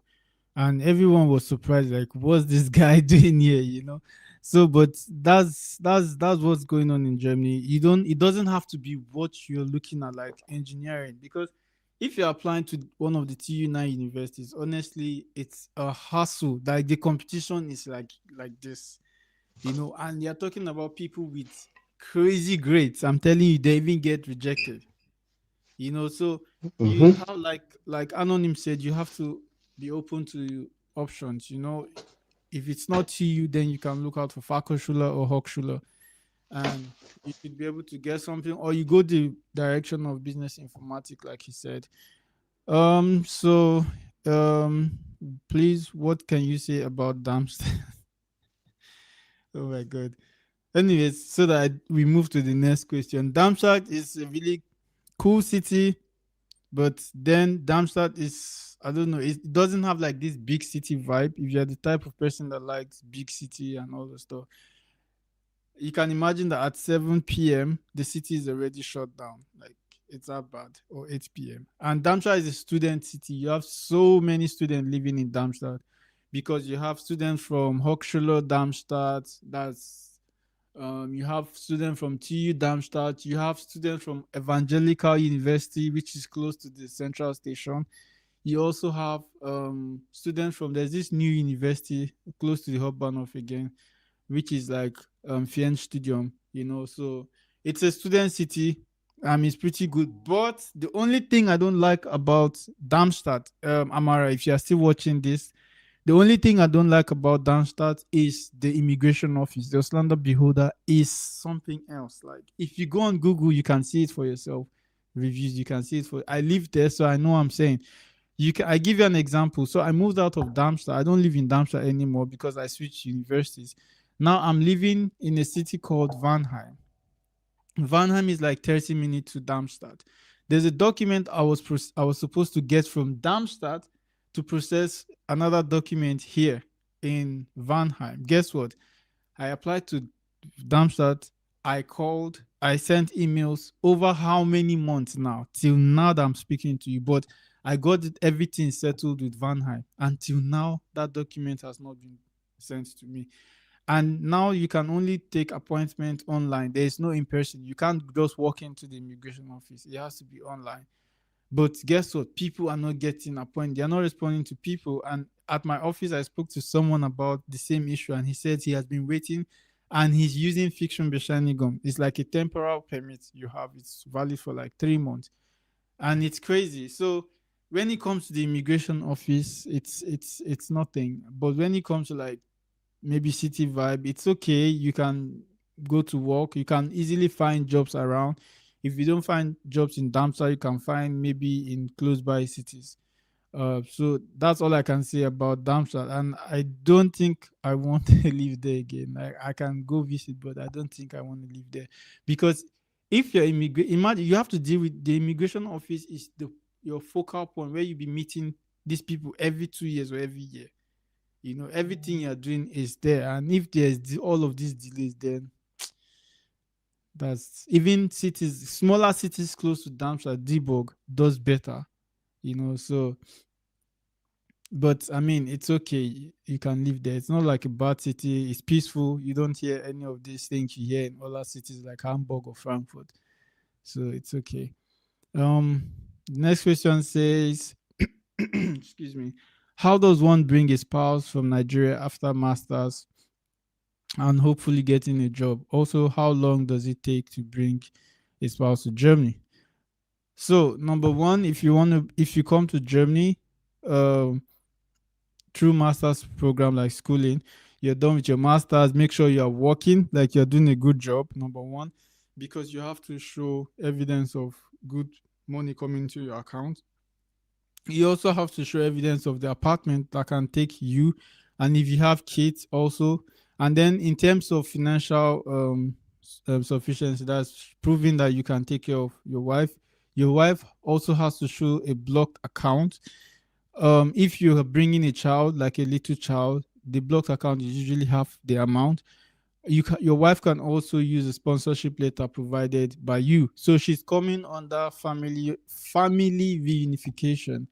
And from Nigeria, I don't know if you're applying from Nigeria, but from Nigeria it takes a while. It takes even up to 2 years sometimes because the process is a lot, like a lot of back and forth. So it's almost like you're applying for student visa when you're coming here. So I mean that's it takes basically 2 years because there's a lot of document going back and forth, lawyers and all of those things. So except you're applying from a different country. If you're applying from a different country, it's a little bit easier. Hey Sammy, how does one after masters and a job bring a spot? I think I just answered this question. I just answered that.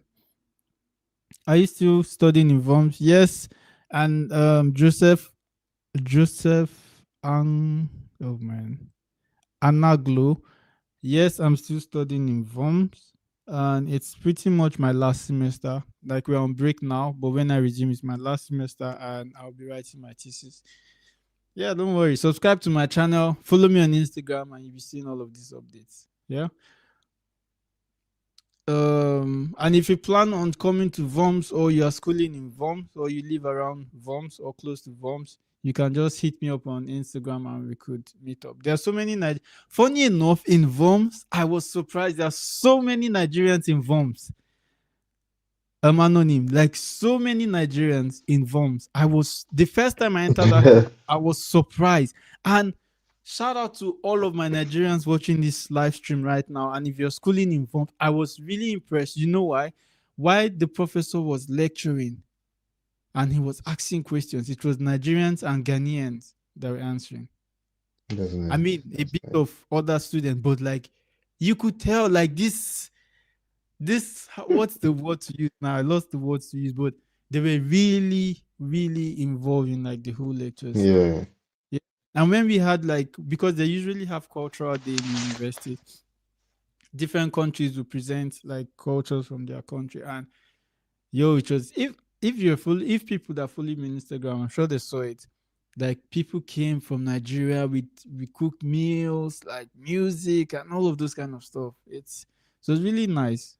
So at Joseph, if you live around Voms, you can hit me up and we can there's a community you can join if you want to. Okay, Timothy, I guess your question was answered. No more questions down there. So I guess people are I don't know. So last week I talked about scholarship, right? So I was um thank you so much guys for doing this interactive session for us. No problems. So I talked about scholarship last week, the last time we had like this last live stream. And I Okay. most of the people still don't know that there are scholarship they could gain from DAAD. The thing is, people when they hear scholarship, they always say, "Oh, maybe I won't even make the list."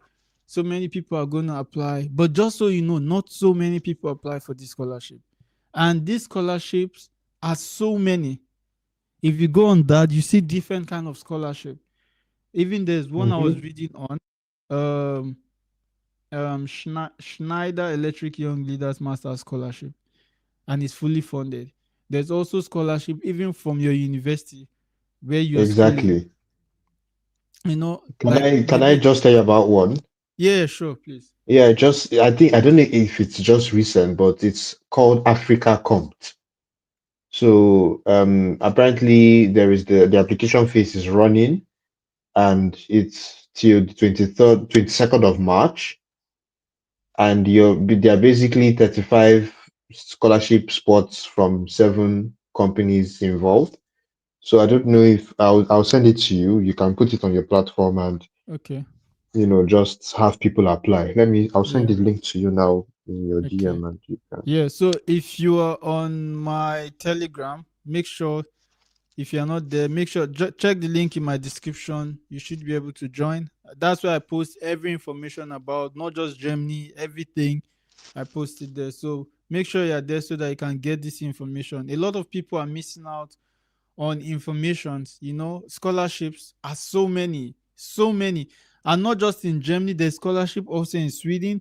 There's also scholarship like Erasmus Mundus Joint Program Scholarship, which gives Mm-hmm. I think Mm-hmm. about 1,000 to 1,400 euros per month. At least I know a friend of mine who got that scholarship. He came from Nigeria. He had the first one in France, and then he finished in TU Darmstadt. And now, as I'm talking to you, he's no longer even here. So he relocated to a different country after he finished his program here. So many scholarship you can apply for if you're having difficulty with like finance, and you will get it if you make sure your application is pretty straight to the requirement. Your motivation is pretty detailed and not copy and paste from ChatGPT because they check all those things. There should be something motivating you. Why do you think I should give you money? Just imagine it. Why do you think I should give you money to do what you want to do? That's how you should come up with your motivation letter, and you will get it. Don't say there are so many people applying. Apply. Is when you don't get it, then that's the problem. But I know for a fact that people are getting scholarship. In fact, in my uni, just that I was already in my and I think the first semester they gave 1,000 euros to some student, and the girl who got it was from I think Ghana or Cameroon. Wow. Yeah, 1,000. So imagine she does now. If she doesn't want to work, she doesn't have to work. She just focus on her studies, and she's getting 1,000 euros every month till she's done with school. So schooling and working is difficult in Germany. It's a lot of stress. So if you don't want to work, then you can use a scholarship to fund your finance. They pay everything, living expenses, rent, and stuff. So I'll Hmm. also put some of this scholarship on my Telegram channel, so that you can apply, not just in Germany, like I said. So many scholarship in Sweden, in Lithuania. If you don't want to spend so much money, even Ireland, if you don't want to spend so much money, and there are some of these scholarship specifically for Africans, so make sure to, whenever I post all these things, I don't post it because I just want to post it. I don't research because I don't have anything to do. I just want to create opportunities, like bring all this information for you guys to apply so you can do something nice with yourself.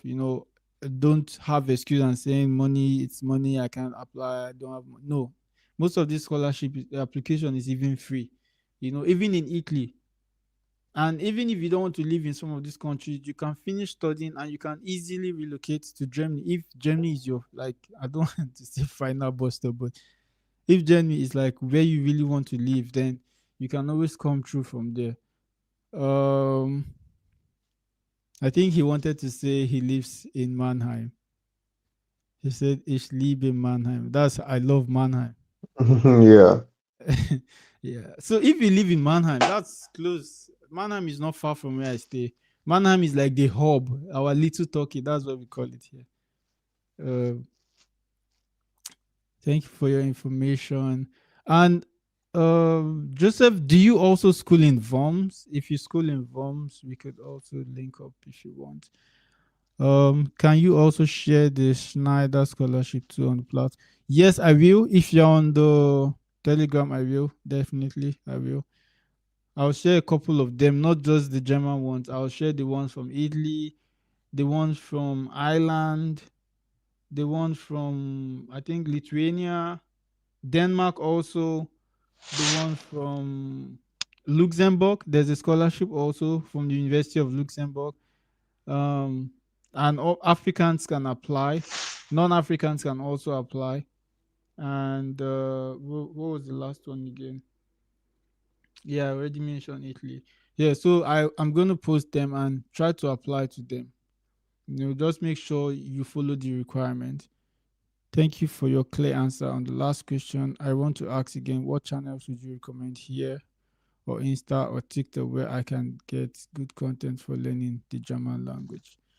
Um, a lot of people now are creating content about learning German, teaching people German, but you just have to be careful because most of the information put out there can be misleading, honestly, especially when you come to Germany and you start speaking the language. So I would advise just two I know of, and they are really helpful. One is Learn German, is on YouTube here, and you can turn on the notification. It's like a class. Every time they post a content about like a class, anytime there's a class, they put it and then you can learn. You don't see the person teaching, you just hear the voice and then they're writing on the board. So it's more like you're in a class. And then second channel is Easy German. So they teach you basically grammar, vocabularies, and they go into the street of Germany. Like they go into the street of Germany to interact with people. So you can learn some of those, how to have proper conversations with people. So those are the two I would recommend. And Duolingo is like gamification. If you just want to play and then learn some vocabularies, also you can use Duolingo. Um, Aside that, I don't know. If you go on TikTok, I've seen like so many kind of and some of them I was watching with a friend one time, and she was um, like this is really wrong. In fact, there was one I was doing one time, and she joined, and she was listening. She's a native speaker. She was born here in Germany, and she said this is really wrong. Like what this person is teaching is really, really, but obviously it's the teacher. I cannot be telling the person you are wrong. So, but what I'm trying to say is you should be careful of the kind of content you consume. Like the ones I recommended, you can check them. They are really, really easy for you to learn German. How best can one I position wanted to this? add something to the learning German. Yeah, sure, please. Yeah. So for that one, I would again remember I learned on my own. So aside from saying getting the books to use to learn, you also have the DW, Deutsche Welle Learn German. I feel that's the one somebody mentioned, and you can learn that one for free. And Yeah. it's helped me a lot. It's very extensive. You can start from A1 to B2, I think, and it's step for step. So you learn the basics and you move on as you learn. And for YouTube, Sammy already mentioned Easy German. Easy German helped me a lot when I was learning too. And yeah, there is also Lingoda. Lingoda is, well, I think there's the paid version of the platform, but then you can also learn the usual grammar from their website every now and then. And as for Duolingo, Duolingo honestly is a supplement. It shouldn't be your main source of learning German. It's just something you use to catch up on the knowledge every now and then, but don't make it your number one source of Mm. learning the language. No, I don't recommend that. So you have all these websites and all these platforms where you can learn. And yeah, make the best of them. And like you said, please be very careful of the information you're getting from all of these um, tandem sources like TikTok or Instagram, and just always be in a position to check the information. That's why at the end of the day, I know it's old fashioned, but use the books, use the textbooks. The textbooks don't lie. So you use the textbooks, and as you learn and move on, anything you see, you can say, oh, I learned this from the textbook, or this is also in the textbook, that kind of thing. And it helps. So Yeah, true. yeah. There's a book. Let me just show you, just in case. So, um, just a moment. So there's this book I'm also using. Maybe you know it. So it's this. You can. I don't know if it's visible enough. Yeah, yeah, I know this one. I have the ones for the higher levels. I know the publisher. It's also very good as well. I recommend books from from the publisher. Okay. So, um, what was the other question? How can one position himself for good job opportunities in process engineering or any engineering after masters? Did you want to answer that? Well, I how do I say it? I don't have I can't speak for full-time roles, but as far as working student jobs go, that is the jobs you get at companies, as a student. All I can say is put yourself out there. You know, again, I'm the kind of obviously from the way I'm talking to you people today, the I'm not the most open person, but then at some point I had to learn to put myself out there and promote yourself, especially if you know what you're doing. Because at the end of the day, these people want to see what you can do for them in the workplace. It's not Mm. just, oh, I studied this or I studied that. If you can't produce, then what are you doing? So put yourself out there, put yourself on LinkedIn. LinkedIn is good. Put yourself on Zing. Zing is also it's the German LinkedIn, I would say, and you're even more likely to get job offers because there are a lot of job offers out there, even Mm. full-time roles on Zing. So please try to put yourself on these platforms and also attend career days. I don't know if I'm sure you're in Germany by now. Your university might your university might probably be offering career day sessions, career fairs, job fairs, and you might think, oh, nobody's going to pay attention to you. The truth is, more people can pay attention than you think. I know two people who got their internships from those trade fairs. In fact, you go there, the company can even help you revamp your CV and even Yeah. put a photo. Well, some people are arguing whether to include a picture or not. I include photos in my own CVs, and so far so good. And I mean, I've gotten interviews, I've gotten job offers. So yeah, it's all involves you putting yourself out there, and you're in engineering. Engineering is very good. So all I can say is just put yourself out there, especially if you know what you're doing, and try to learn the language because the language helps even in this IT in the IT sector nowadays.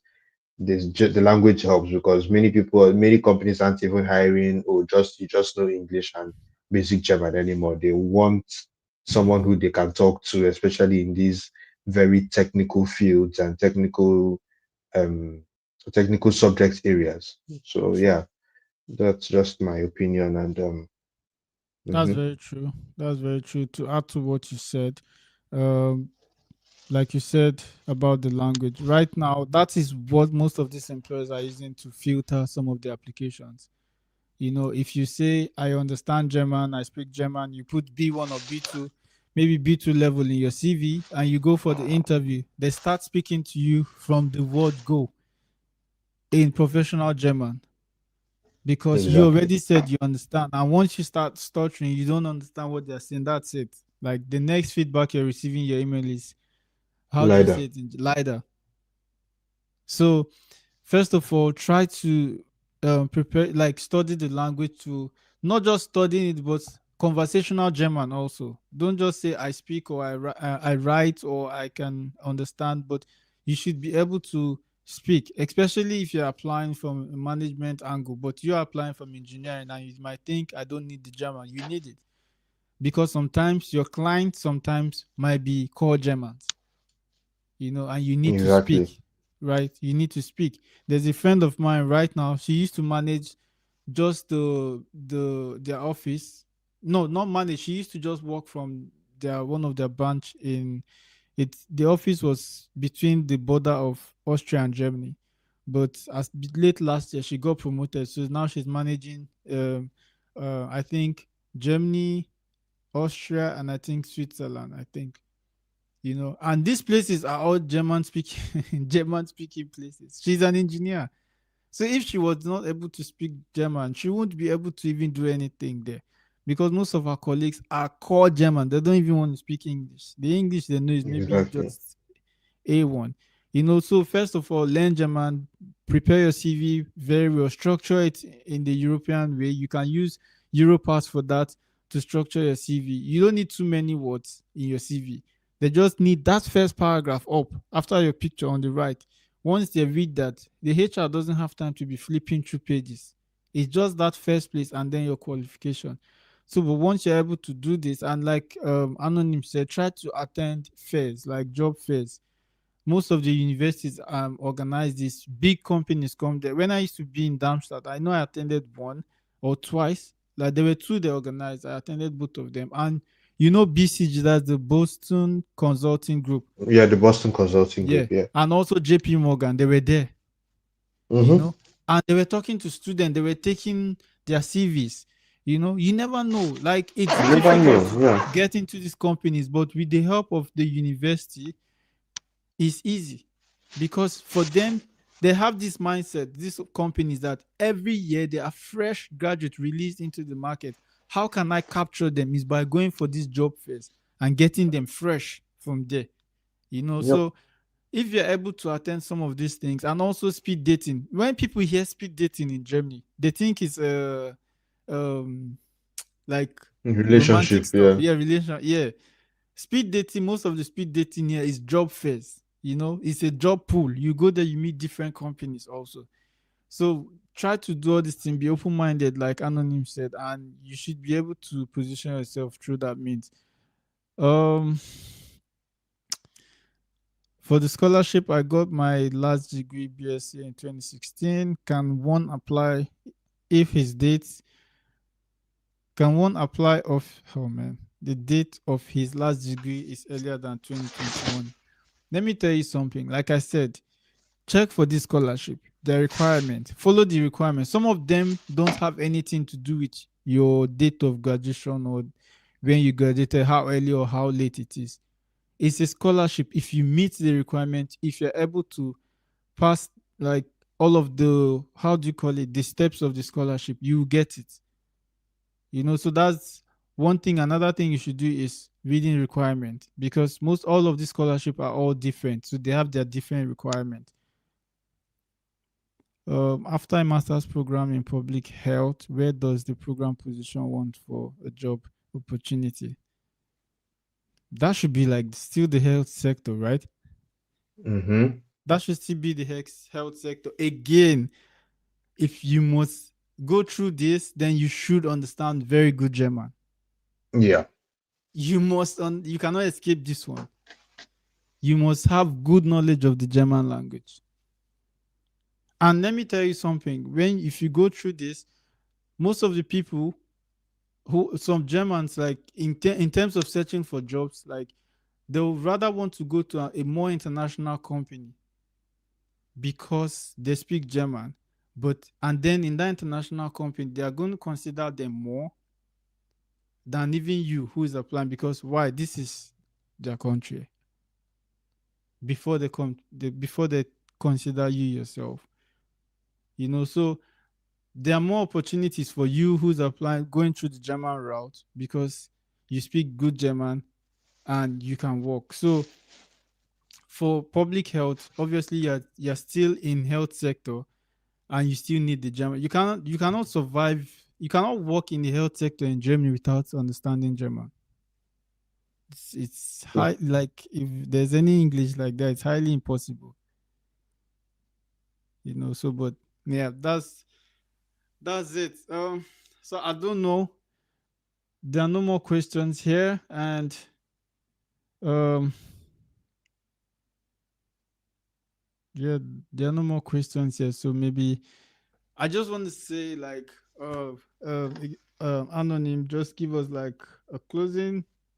Um, what would be your advice to international students generally? Um, like I started off when when you gave me the opportunity to speak, stay informed. No matter what, stay informed before you do anything, before you even think of applying, stay informed, especially when you're still in your home country. Because trust me, when you get here, to sit down and really do anything with information or to get the information even is more difficult. I know, yeah, you come to Germany, yeah, there are students everywhere, there are your people everywhere.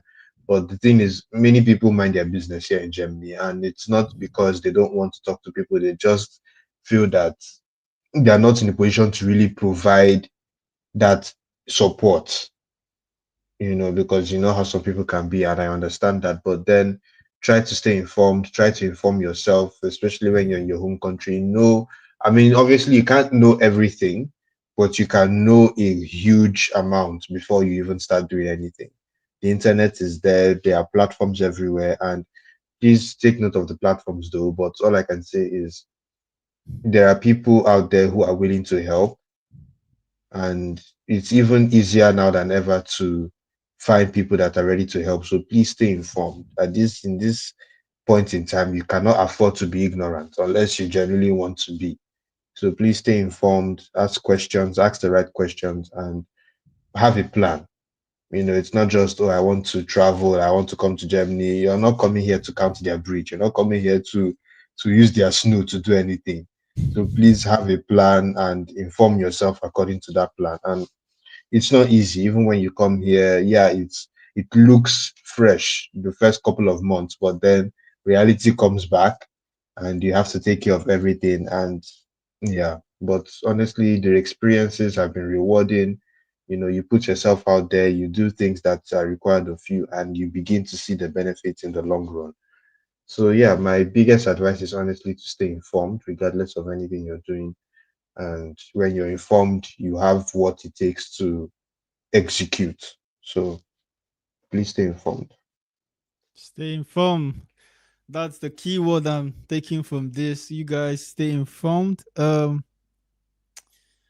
Because coming to Germany, like Germany is like an ocean. If you come and you don't have the right information or the right people to work with or the right people to talk to, you will just be drowning without knowing you're drowning. Exactly. So please stay informed. And that's the reason why I take out time to put out videos every week. It's not easy. I put out videos every week, not just for students, also for experts. Experts are gaining from my videos, those who are just coming to Germany to work. So the only way you can do that is subscribe to my channel. I can't overemphasize on that. Subscribe, watch my videos. Some of my videos are like 9 minutes, some 6 minutes. It doesn't cost you a thing if you spend 6 minutes to stay informed, and if you're able to do that, it would help you a long way, like Anonym said. So subscribe to my channel. Uh like, share, drop your thoughts. I want to know your thoughts. And if you want me to create any video, you can leave it in the comment section and then I'll look into it. And also, if you are yet to follow me on Instagram, do well to follow me on Instagram at some mistakes. You can find it in all descriptions of most of my videos. And we'll be doing this subsequently, so people can also, I like it when I'm talking to people live sometimes, because on Instagram sometimes it can be overwhelming to respond to so many messages. And please, that reminds me, if you're sending me a message on Instagram and you want to ask me questions, please just go straight. Just go straight to the point. You don't need to say hello, hi, how you do. Just tell me hello, and then the next thing I should follow should be, because in as much as you're doing that, I can't respond to other people. And if you want to take like full consultation, you can also do that. The link is in my bio on Instagram. You can do that. We can schedule a 1 hour or 30 minutes consultation, and I talk to you on whatever topic you want. It could be from Germany, it could be from any part of the world, and I would give you information you want about that. So before we say bye, I think the question dropped. I missed the response to the question about if one graduates from uni, maybe in the last 10 years, is the limit to this age limit. In the last 10 years, if you are coming to school in Germany, age is not the thing. People go to school here, like, but the thing is, for bachelors, it can be sketchy, especially when you're dealing with the immigration office. That's the thing. But no one will limit you from studying. You just have to, if you're like maybe advanced, really advanced in age, you just have to have a definite reason why you're coming to study in Germany through your motivation letter and on the day of your interview. And then the next one, what's your take on academic rush? In one word, it's expensive. Exactly. Expensive. That's all I'll say. Yeah, it's It's expensive. expensive. Except you want to wait. I don't know how. Like the whole thing is just dragging. This year they are supposed to start like the simulation, which makes the price a little bit lower. But the guys from the driving school, some of them are protesting. These guys are making crazy amount of money, so it's more like you're taking money away from them. So it's like a thing Exactly. in the German Bundestag. Like this is a topic still being debated. So yeah, if you have the money, I heard some of them take instrumental payments, but you need to know, if you fail the exams, you have to. That's extra cost for you. Yeah, you have to pay to get the classes done again, and you have to pay for the exam as well. But Exactly. mind you, you don't have to. I mean, I think the average is 3 to 4,000 euros, and don't worry, you don't have to pay all that money at once. But then just know that if you fail, especially the practical, because the practical is where a lot of people fail. If you Mm, fail that practical, you have to do it again, and you true. have to pay the money, maybe do a few refresher classes, and then take the practical exam, and that's a lot of money. But honestly, if you the earlier and if you can do it, you do it. And also, depending on where you're from, this just doesn't apply to Nigerians. But if you can get the international driver's license before you come to Germany, then you don't have to go through the stress a normal Mm, person would go through to get the license. yes. Yeah. So, in addition to having, say, think is it 3 to 6 months to Yeah. that's 6 months. their Yeah. yeah the entitlement to drive, you can get less. You can opt, or rather, there's the possibility of doing less Just the when it comes to practical. trying to get just Mm, the practical exactly. So I don't know if I think this applies to other countries, and yeah, as mm, long as you have the international driver's license, not the regular one. The international driver's license is what gives you the ability to, step down on the amount of things you have to do regarding the German driver's license. Other than mm. that, it's quite expensive. It's really And expensive. and It's if one you of the most, yeah, go on. Yeah, and if you get this driver's license, there are certain places you can work because they ask for this driver license P, because the job comes with a vehicle. So that's an added one for you. So okay, that's a wrap. Thank you so much, the Vapor, for wrapping up the video. Thank you so much, everyone, for joining this live stream. We'll be doing this subsequently, and I'll try to bring in more guests. Thank you so much, Anonym, for all of your contributions. Yeah, I no mean, this problem. is 2 hours of your time. 2 hours of someone's time in Germany is a lot. Like that costs money, but he's but he's doing it for free. I'm telling you, if you work 2 hours, that's a lot of money. So he's doing it Yeah. for free, and I really appreciate you taking our time to be with us today. And I know You're welcome. subsequently you always come around, to bless us with your experience that you Yeah, have. Yeah. it's So a pleasure. yeah, thank you so much. So till the next time, I love you guys. Stay focused, stay motivated. Adios. Yeah. Bye.